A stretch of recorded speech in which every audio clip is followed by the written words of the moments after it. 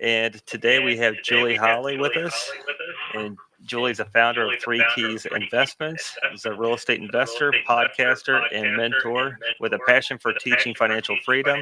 Julie, we appreciate you coming on the show today. If you could let the listeners know a little bit more about yourself. Yes. Oh my gosh. Thank you, Josh, so much. I'm glad this worked out. Scheduling is always super fun with busy schedules. Yeah, I have been born and raised in the space of.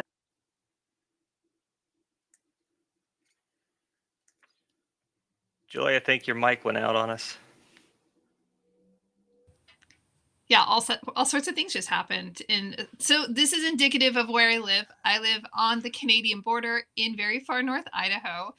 We are getting a second stoplight. That's a huge deal. So that's very special. A town of 2,500. So sometimes I do have some internet issues to contend with, and other things come up. But what I was saying was I've actually been raised in real estate. I'm third generation in real estate. And while that sounds like, hey, lucky you, Julie, you have a silver spoon in your mouth type thing, I'm actually first generation in commercial real estate, and specifically commercial real estate acquisitions for apartment complexes and assisted living facilities. And so I'm doing something that actually the rest of my family is not in the loop of and does not understand. And I've had to forge my own path. It's been absolutely powerful. And that pursuit of financial freedom that so many people are after, I have learned, I have transitioned that to a new phrase of personal freedom, really truly having full agency over ourselves, our lives, our creativity, our relationships, and, every element of our life. And that's where the Conscious Investor podcast comes into play. So I really have the opportunity to serve investors on the active and passive side in really living out a very full, rich life. And I love it. That's awesome. So you started essentially from scratch. Your family doesn't come from real estate, but you've chosen the path and you've learned the whole industry, and now you're able to teach others how to invest and invest passively. Is that correct? That is correct. Yes. And my family is real estate. They Okay. are residential real estate. And Got it. residential real estate and commercial real estate are very different. And even my husband and I starting out with single family homes, that's a very different path than multi-million large commercial enterprises. Yeah, 100%. There's different valuations and nuances, closings, a little bit of a different process, but and you're able to bring more people to the deal in commercial, and everyone can partake and enjoy the fruits for sure. Um, what about commercial real estate drew you to it? What was the driving force? So we had some single family, and that was great. Self-managed, that was fine. We always had reserves. We never had anybody delinquent. We had the best residents ever. But I just started feeling vulnerable. I started feeling exposed. Like, wow, these properties are getting older. If XYZ happens, then they're going to need XYZ. They're going to need a new roof, and that's going to be 15 grand, and it's going to need maybe some exterior work, maybe fence work. Well, that's another, 8 to 12 grand, depending on what kind you're going with. And you start doing the math on it and looking at the revenue coming in. And even, if you're getting $500 a month, what is that, 6 grand a year? Like, how is that going to cover all of the expenses necessary for that? And my husband is a huge advocate, for exploration as well. And he said, what, just do some research. In that process of doing research, I discovered apartment syndication, and I was blown away. I have a background as a public school educator as well as real estate investor. And so it was just like, oh my gosh, my love of these two worlds, my love of these two spaces of serving people through educating them and meeting them, where their needs are, and my passion for real estate. It was all combined. And on the upside, not only do I get to win, but everyone else gets to win. And I'm very much like an advocate and champion for people. I just love people tremendously. And so that felt really great. And it also aligned with that larger goal of how are we mitigating the vulnerability that we have? So we'll put it simply, and I'm sure, listener, maybe you've heard this before, but let's just take a simple 10 unit apartment complex. That's on a, really small scale. We don't generally touch anything less than 100 units, but we'll go with 10, right? And so if I have a vacancy, I still have 9 other units that are paying. And the best Yeah. part about, the large commercial space, and this goes for all commercial assets, is that there's a business plan backing it. Now, many people who are in the single family space, I think, would probably resonate with, we really didn't have a business plan in play for our single family properties, right? And I think a lot of people on the single family side will tend to, oh, I'm just going to acquire these properties in a casual way and they're going to cash flow and it's going to be fine. And there isn't an actual plan behind it. And I love the fact that behind our apartment complex in assisted living facilities, there's a business plan behind it. And we're planning for the vacancy. We're planning for, capital expenditures that will need, Yeah. roofs do need to be replaced, and AC, HVAC stuff does need to be maintained. And so having a plan in place, honestly, just made me feel so at ease. And I thought, I cannot believe I was raised in real estate on the residential side and never once heard that this was an option. So I've been an advocate and an ambassador for years now. Yeah, and I think it's just because it feels so out of touch for so many people to purchase a large apartment complex. You drive up to it, you see the pool, you see the clubhouse, you see 10 or 15 buildings, and it's just it's for Wall Street. So it's once you discover syndication and you can buy one, take it down as a group, then it kind of opens your eyes up to a whole different world. Um, in the business plan, the professionalism around the commercial real estate field is, I mean, it's second to none. It's just very gratifying executing the business plan, watching the community just change just by new ownership. Where are you all investing right now? Where your complex is located?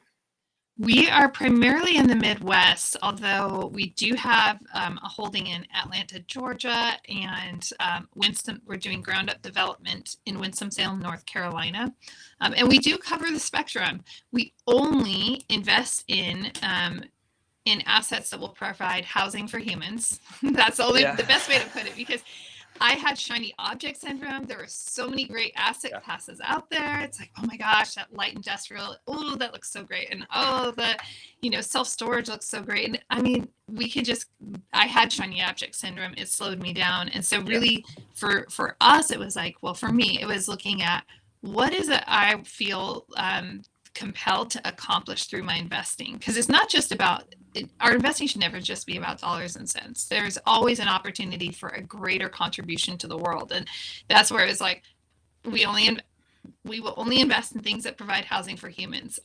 So everything from literally vanilla Class B fully stabilized in Minneapolis, Minnesota, to the ground up construction in North Carolina. We have, light value add that we're preparing to exit in Des Moines, Iowa. We also have assisted living communities in throughout Wisconsin. So a little, I'm finding I love and I gravitate towards the heartland. I really like the returns that are, available in the Midwest. The competition is different, tremendous upside.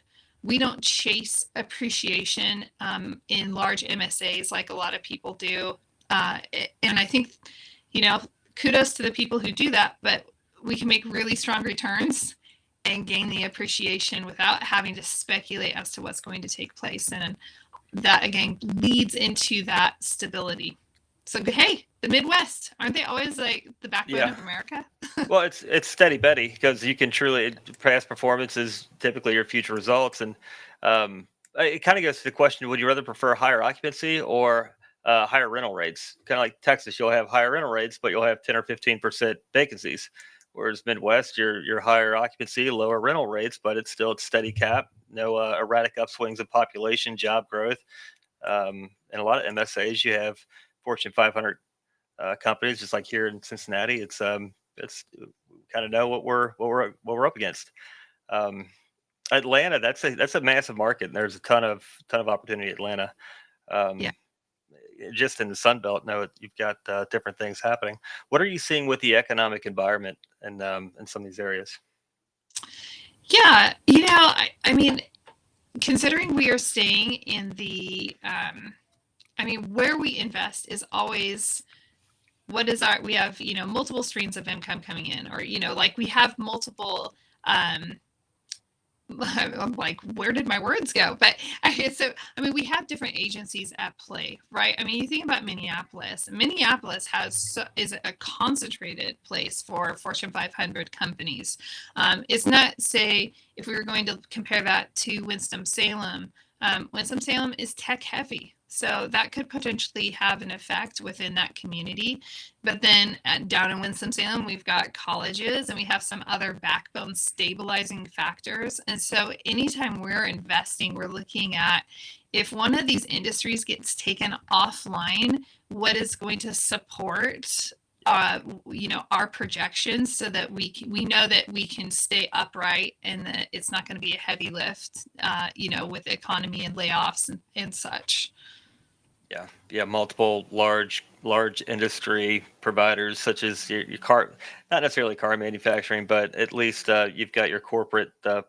Like here, we've got Kroger's, which is massive. They provide a ton of jobs, and then you've got GE, you've got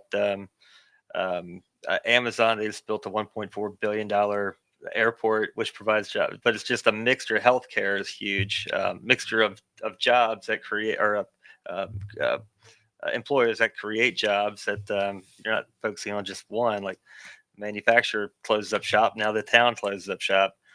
Right, exactly. And that's something I grew up in California outside Silicon Valley, and I got to see what happened with every economic turn. And because my family was in real estate, that very much impacted what was taking place in real estate in the Central Valley. And so every time the economy shifted, you would have an influx of people up, they can't afford houses over there. They're coming over into the Central Valley up, the economy crashed, housing prices are down. They're going to migrate back over there. And then when we had the .com crash, right, that just seeing what took place has forever left an impression on me that you can never put all your eggs in one basket. You must have other stabilizing pillars within your community that you're investing in. Yeah, and even like right now, the I think the importance of investing in real estate. You've got the M2 money supply just hit a negative. That hasn't happened but five times in history. You've got all of these. The Swiss report just came out, and you've got lenders restrictions are right at 2019's level. It's different things are happening, so it's kind of like put your money in real estate. You know where it's going to be, and you can get it on the other side. So it's different different economic drivers. What are you all seeing when right now? Are you all looking for assets to purchase, looking for new complexes, and then what are you seeing in the market? Okay, all of that, but before I want to go back to what you were saying, because putting our money in real estate right now is, I think, the most critical thing for people to be doing at this point in the global economy. We see a lot of different transitions taking place with currencies, and with those transitions, that can displace a lot of things. The dollar isn't strong, and now we have these competing currencies on the, even the US government is trying to generate its own, crypto, its own electronic currency and such. And so when we see the impact of those things, we should be saying, inflation is taking place. My money in the bank is not growing, and I am losing every single day because I'm backed by a dollar. When we are backed by something that is a hard, tangible, real asset, now, regardless, this is what I've been talking with investors about, regardless of what the currency is. Now, I am not a doomsdayer type person, but I am saying, like, hey, I don't know what's going to happen. And it's not the first time currency has changed. I mean, I remember when the euro came out and things like that. Like, this isn't something new. And if we look at history over the centuries, we've had we've always had changes in currencies, and it's not something to be alarmed by, but it is something to say, what is backing my currency? What is backing my retirement? And when we put it into hard tangible real estate, the value of the building is not subordinate to a dollar or to a euro or a yen or a Bitcoin or anything like that. The value of that hard tangible real estate is its value, right? So it's nice to know that basically I have frozen the value of my money is here contained in this building, and whatever changes happen in the world, the value of what I have is contained in this physical, tangible asset. And I think that that's a really important perspective that's unique to us at this time in history for us to be looking at and saying, okay, things are changing. That's okay. It's changed throughout the centuries. What am I going to do about it? How am I going to protect my financial status and, the well-being of my family? Yeah, and it's just being informed and being aware of what is happening, and just so you can know what your next 5 moves are. There's being proactive and taking the right steps. So you all are, I believe, 500 plus units as a GP general partner. Is that correct? Yeah, it might be more than now. But then we're we're exiting some. So I'm like, oh, that's going to be interesting. It's always going to be toggling a little bit. Well, and you've got to fill the cup back up. Real estate is very capital intensive. You've got to fill the cup back up. That offloading a couple assets to purchase more assets. It's just that's the game. Every industry has a game, and that's a part of it.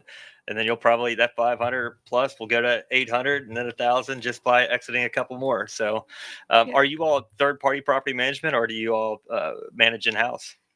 Yeah, actually, so in my different partnerships, we have some different structures. So on the assisted living, one of the things I value about the assisted living facilities is that is managed in-house. So that is integrated, and there's an importance behind that.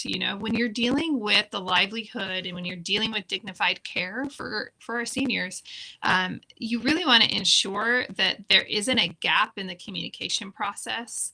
And we had an experience with a third-party management group before we made the transition to integrating it in-house. And with that, it was the management group was falling short, and things were slipping through. And ethically, morally, that's not something that we can let happen, particularly in that asset class. And then we have a variety. One of my favorites, they're interestingly enough, two interesting pieces here, right? In Minneapolis, my partners are vertically integrated. And so all of the management is in-house. In fact, when we picked up the last 123 units from a local investor's portfolio, we actually acquired his property management group at that time. Nice. And so brought that all in-house.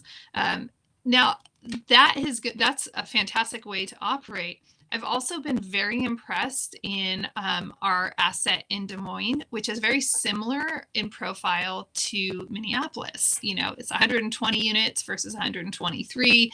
They're both Class B. Minneapolis is fully stabilized, and Des Moines was light value add. But in Des Moines, we actually had a national group managing that asset.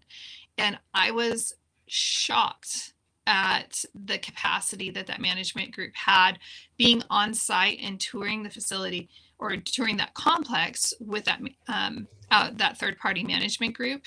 You would think, oh my gosh, you're a big national, management group. You're going to be so removed from this, but they have such strong SOPs that I think they operate nimbly, they operate effectively. We were able to, we hit our second year projections, we hit within 3 quarters. So it was really powerful. So I think all of this to say is that I think it's good to have having these variety experiences has kind of led me to say this works really well, but that doesn't mean it works extremely well. And let's face it, it favors everybody when we have in-house, when we're fully integrated. But it's not a disservice if we're using a third-party management company that is aligned with our values and has strong SOPs. Yeah, you answered that perfectly because it is it can be a blessing and a curse to have third party, and if you have the right company that has the right SOPs, the right chain of command, right personnel, the right balance, then and they know exactly what they're doing day in and day out, they can be extremely effective. Yeah. Um, you go through one bad property manager, and you're like, wow, I can't we can't do this one again. But that can be totally turned around by the right company, and you found one that truly fits. And now you, it's almost like how do you grow faster off of utilizing this same company? If you have that experience with that one asset, what's it look like on maybe two or three? And that's where you can truly scale is finding those right partners because um, self-managing is tough. It is extremely tough because your focus is scattered, your energy is scattered, and ultimately the property does do better, but you're not compounding down on your focus.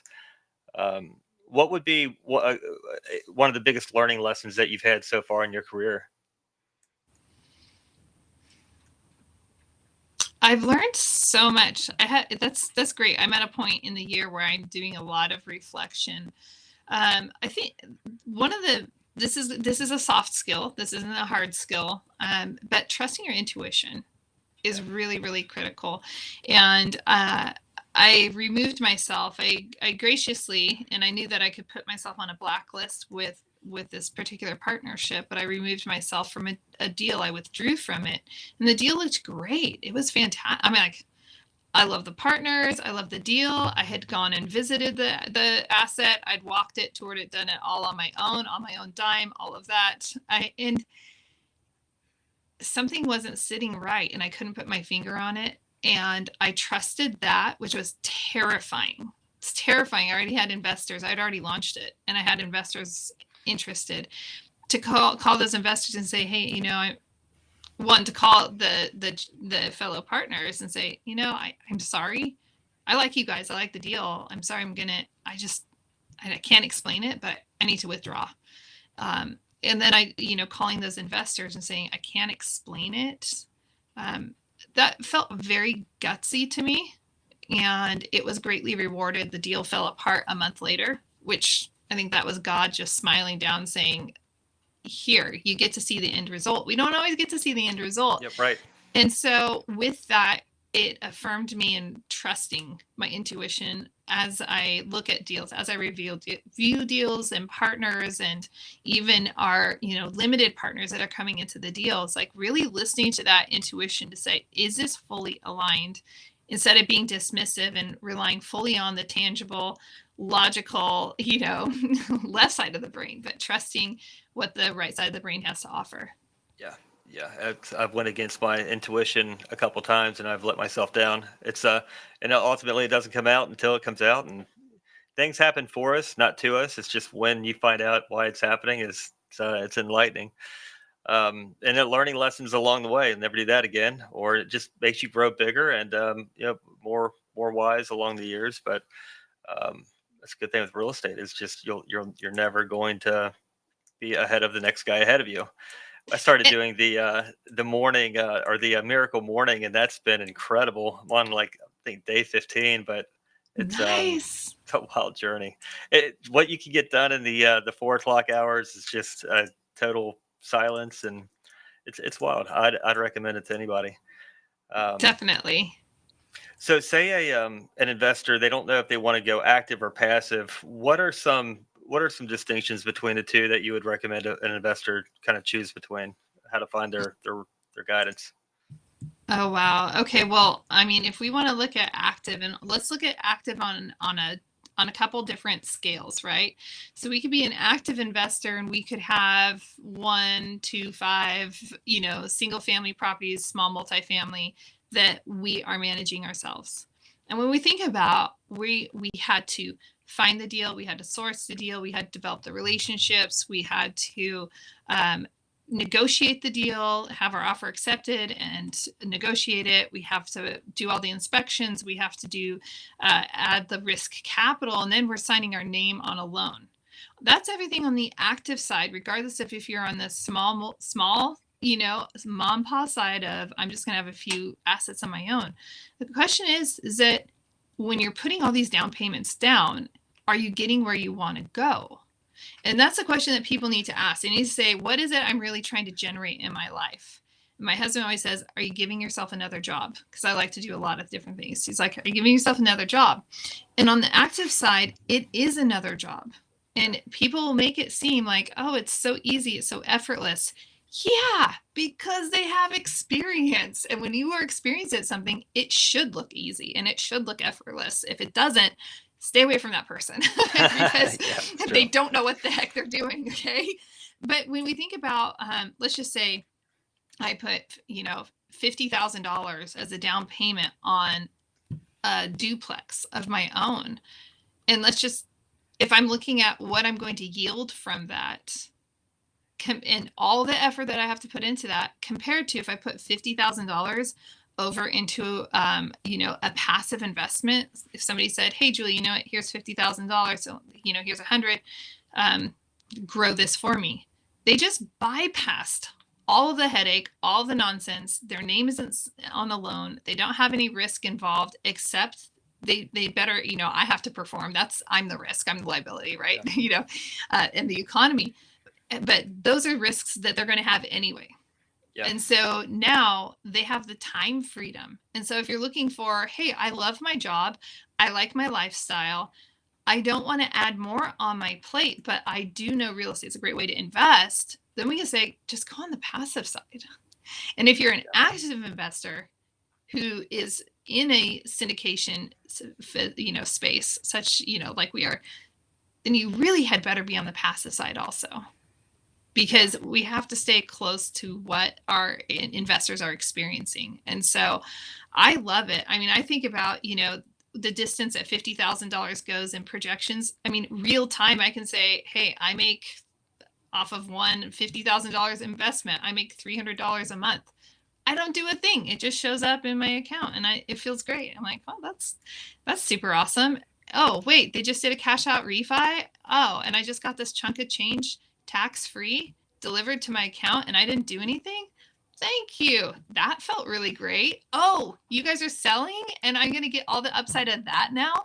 Whoa, thank you. I didn't do any of that, right? I just bet on the jockey. I chose correctly. Yeah. So you really have to evaluate, what do you want to accomplish? What's your end game? What's your goal? How much time do you want to invest in it? And there is a learning curve. And so do you want to spend your free time learning about real estate, and do you want to invest years becoming, equipped to do that successfully? It's not like it's rocket science. It's not rocket science. So I don't want to misguide anybody in being scared or anything, but let's be real. To become skilled and good and well equipped at anything, it will take years. You're not becoming skilled and equipped at any new job until at least year 3, because year 1, you're just on the learning curve. Year 2, it's feeling better. It's feeling comfortable. I've seen this before. Year 3, you actually reach your stride. So you have to say, how many years do I have to build my skill set versus, wait, could I just invest with this group over here on the passive side and I don't have to worry about building my skill set? Yeah, and you still get the communications. You get you get to be in touch with what's happening on the operations side. It's just not being actively involved on all of the nuances, the tenants, the termites, toilets, and all that good stuff in some cases. But it's and without one, you don't have the other. So that's the power of taking down a large asset with a lot of people, and you get to participate. So a lot of times investors get the better part of the deal, depending on the splits. I mean, it just. Oh my gosh. Totally I will say we have a deal that we had a deal, I should say. And it was an 80-20 split in favor of our limited partners. That's incredible. I mean, hi, you get 80% of the lion's share. That's a screaming deal. Yeah. And if it's a value add, it's gratifying if everything's balanced out. Some are learning lessons though too. Just that everything's there is a balanced everything, and just how heavy is lift. So you all are getting totally out of value add, just sticking with core plus. Is that correct? Or? No, we're fine with value add. Okay. It depends on, you make your money when you buy right. Yes. True. And so it's, if something can pencil out on the front end and we can have the peace of mind that we can execute in a timely way to ensure that that delivers, Yeah. great. But not hunting down those type of opportunities necessarily. Yeah, because you have to buy them right. I mean, it is critically important that the capex budget can sink or swim the deal for sure. Big And time. all, and the older the property, the more those nuances come up, and just money goes down the drain. And it goes real fast. Yeah, yep. It's fun along the process watching an asset go from where it is to very cool looking and feeling good, but it's a lot of work. Hats off to the Yeah. sponsorship team. So what does the future look like for you all? How big do you want to get your real estate portfolio and the operation? Yeah, I don't have a number for that, which is really interesting. I invest in a way and from a different ethos than a lot of investors, and it's really a passion to support people and to be a gateway, a conduit for people to find and discover another way of investing. And so, I mean, that ultimately is my goal, is going for impact. And when God says, cool, impact's been reached, I'll be like, cool, maybe I'll sit back on the next project. And I don't know what the next thing will be, but it really is, it's more about humans and impacting families. And I know some people say, I want to impact 1 million lives. Well, I don't want to limit it. I want to just keep going. I don't want a limitation. Like, I don't want, oh, you're the 1,000,001st person. I already did my thing. Peace out. Like, no, Yeah. I want to keep going until every person who wants to invest has had that opportunity to make the investments that they're looking for. Yep, very cool. Are you all looking for retail investors only, or do you work with family offices? So far we haven't looked at, worked with family offices. I've heard pros and cons to it from people who have worked with them. I have considered going to some family office conferences, Yeah.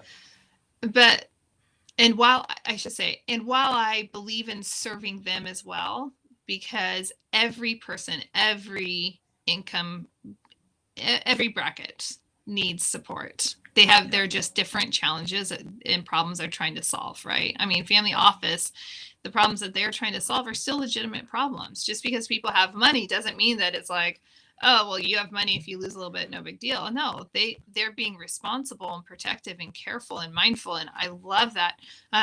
So I'd love to work like with family office. That'd be fun. That'd be great. Yeah.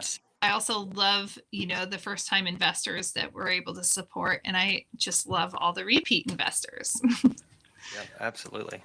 If Julie, if somebody wants to get a hold of you and learn more about yourself and your company, how can they reach out?